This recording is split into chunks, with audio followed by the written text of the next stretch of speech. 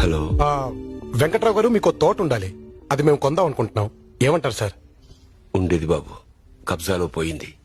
Array, అవునా? ఎవరు చేశారు సార్? రౌడీలు కబ్జాలు చేయడం సహజం, కానీ డ్యూటీ చేయాల్సిన పోలీసుడే అన్యాయం చేశాడు. మరి మీకు కోపం రాలేదా? ఆ పోలీసుని ఏమీ చేయాలనిపించలేదా? కోపం చెంప చెళ్ళు అనిపించి, ఎలా పెంచారా నీ తల్లి తండ్రి అని అడగాలనిపించింది. నాకమ్మ నాన్న లేరు సార్. నాకమ్మ నాన్న లేరు సార్. అనాథని. గాలికే పుట్టా, గాలికే పెరిగా. మంచి చెడు చెప్పడం ఎవరు లేరు సార్. నా కంటితో చూసింది నిజమని నమ్మాను. అన్నం పెట్టడానికి అమ్మ కూడా లేదు సార్. కడుపు కాలిపోయేది.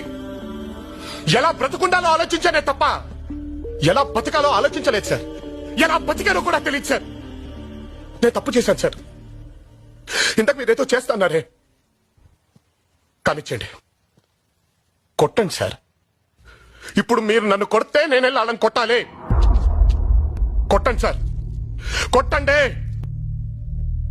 కొడుకలా తప్పు చేస్తే చూస్తా ఉంటారేంటి? కొట్టండి నాన్న.